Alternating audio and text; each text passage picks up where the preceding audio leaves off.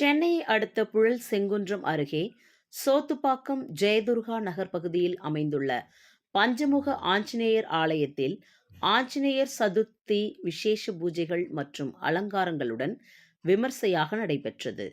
சென்னையை அடுத்த செங்குன்றம் சோத்துப்பாக்கம் கிராமத்தில் ஜெயதுர்கா நகர் பகுதியில் பஞ்சமுக ஆஞ்சநேயர் ஆலயம் அமைந்துள்ளது. இந்த ஆலயத்தில் ஆஞ்சநேயர் சதுர்த்தியை முன்னிட்டு சிறப்பு பூஜைகள் மற்றும் ஆஞ்சநேயருக்கு சிறப்பு அலங்காரங்கள், பஜனைகள் செய்யப்பட்டு வழிபாடுகள் நடைபெற்றன. அத்துடன் பூஜைகள் கலந்து கொண்ட பக்த கோடிகளுக்கு அன்னதானமும் வழங்கப்பட்டது. இந்த ஆலயத்திற்கு பெங்களூர், டெல்லி போன்ற வடமாநிலங்களிலிருந்தும் பக்தர்கள் வருவதாகவும், இங்கு வருகின்ற பக்தர்கள் வைக்கின்ற வேண்டுதல்கள் உடனடியாக நிவர்த்தி பெறுவதாகவும் ஆலய குருக்கள் கூறினார். ஆலய ஆஞ்சநேயர் ஜெயந்தி விழாவிற்கு நடிகரும், அரசியல் பிரமுகர் மற்றும் பக்தர்கள் கலந்து கொண்டனர். அன்னதானமும் வழங்கப்பட்டது. இதில் ஏராளமானவர்கள் கலந்து கொண்டனர். சாமி தரிசனம் கண்டு மகிழ்ச்சி அடைந்தனர். அனைத்து ராமபக்த ஆஞ்சநேயர் பக்தர்களுக்கும் எனது அன்பான ஆஞ்சநேயர் ஜெயந்தி வாழ்த்துக்களை தெரிவித்துக் கொள்கிறேன். பஞ்சமுக ஆஞ்சநேயர் சோத்துப்பாக்கத்தில் கட்டப்பட்டு நடந்த ஒவ்வொரு முக்கிய நிகழ்வுகளிலும் நான் கலந்து கொண்டிருக்கிறேன். என் குடும்பத்தில் நடக்கக்கூடிய எந்த ஒரு விஷயத்தை துவக்குவதாக இருந்தாலும் இந்த கோயில் திருக்கோயில் கட்டப்பட்ட பிறகு இங்கு வந்துதான் சென்று கொண்டிருக்கோம்.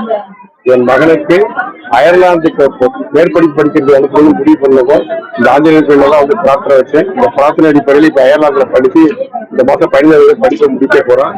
நீங்க எந்த பிரார்த்தனையை நீங்கள் இந்த ஆஞ்சநேயருக்கு வைத்தாலும் அந்த பிரார்த்தனை உங்களுக்கு 100% கைகூடி வரும் என்பது அதற்கு நானே முன்னுதாரணமாக தெரிகிறேன். எனது அனைத்து நல்ல விஷயங்களுக்கும் அதை துவக்குவதற்கு முன்பு ஆஞ்சநேயர் கோயிலுக்கு ஒரு பிரார்த்தனை செஞ்சுட்டு தான் போவேன். அது சக்சஸ்ஃபுல்லா நடக்கும்.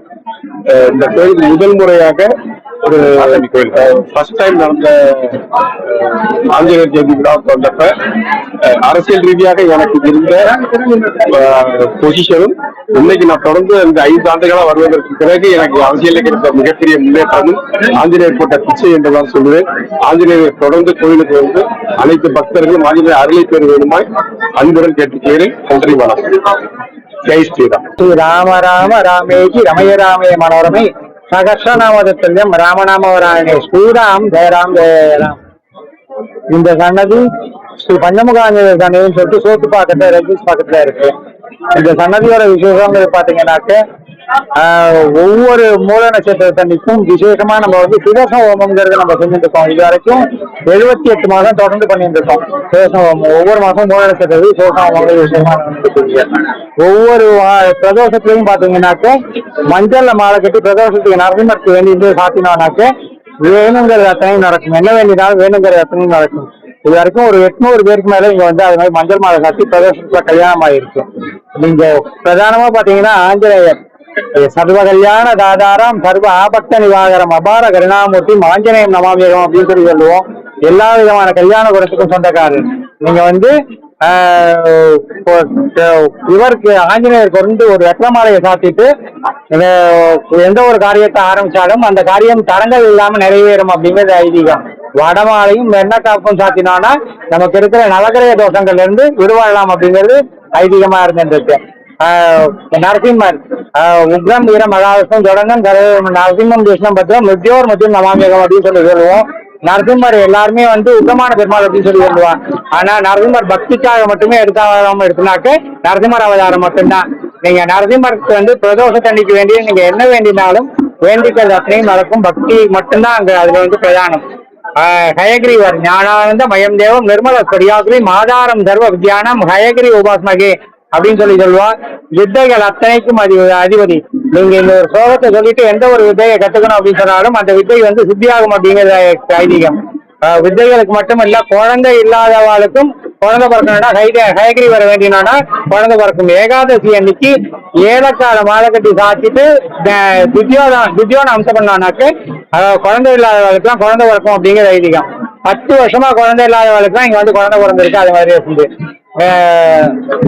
அது இல்லாம எந்தெந்த பகுதியில இருந்து இந்த ஆலயத்துக்கு வராங்க பக்தர்கள்? என்னென்ன பகுதியில இருந்து வராங்க? இங்க பெங்களூர்ல இருந்தா கூட வராங்க. பெங்களூர், டெல்லி இத மாதிரி இடத்துல இருந்தா கூட செய்யறாங்க. ஒவ்வொரு மூல நட்சத்திரையும் சங்கல்பம் வாங்கிட்டு வரவாளுக்கு அத்தனை பேருக்கும் வேணுங்கிறது அத்தனையும் இங்க வந்து நடக்குது. 18 வருஷமா குழந்தை இல்லாதவர்களுக்குலாம் இங்க வந்து குழந்தை பிறந்திருக்கு. 48 வயசுல குழந்தை இது கல்யாணம் ஆகாதவர்கள்லாம் இங்க வந்து பிரதோஷத்துல கல்யாணமாக சேர்த்துட்டு 15 நாள்ல வந்து கல்யாணம் ஆயிருக்கு இந்த இடத்த பொறுத்த வரைக்கும். என்ன வேணும்னாலும் வேணுங்கிறது அத்தனையும் நடக்கும். எவ்வளவு நாள் ஆகும்?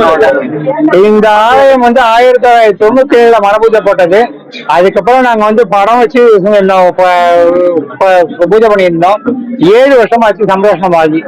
இங்க பக்தர்கள் அத்தனை பேரும் நிறைய பேர் வராங்க. இங்க விசேஷமா பார்த்தா கோவில்ல சிறப்புங்கிறது ராமநவமியும் இது ஹனும ஜெயந்தியும் சிறப்பான விசேஷமா இங்க நடந்துட்டு இருக்கும். ஒவ்வொரு மாதம் மூல நட்சத்திரம் வந்து ரொம்ப சிறப்பா நடந்துட்டு இருக்கும். இங்க பிரதோஷ காலங்கிறது ரொம்ப சிறப்பா இங்க நடந்துட்டு இருக்கும். இன்னைக்கு என்ன சிறப்பு? இன்னைக்கு வந்து ஹனும ஜெயந்திங்கிறது விசேஷம். இன்னைக்கு என்ன ஒவ்வொரு மார்கழி மூலங்கிறது ஹனும ஜெயந்தி அப்படின்னு சொல்லுவோம். இன்னைக்கு வந்து விசேஷமா சுதர்சன ஹோமங்கிறது காலத்தால செஞ்சோம். அதுக்கடுத்து பரதநாட்டியம் 5 மணிக்கு பரதநாட்டியம், மத்தியானம் வந்து அன்னதானம், அலங்காரம், ஆராதனை எல்லாம் நடந்தது. இப்ப சாயந்தரமும் பஜனை இருந்தது. இப்ப இதுக்கு அன்னதானமும் இப்ப நடந்துட்டு இருக்கீங்க. எவ்வளவு பக்தர்கள் கலந்துக்கிட்டாங்க? இன்னைக்கு கிட்டத்தட்ட குறைஞ்சபட்சம் ஒரு 1500 பேர்ல 2000 பேர் வரைக்கும் பண்ணி நடந்திருப்போம் காத்தால.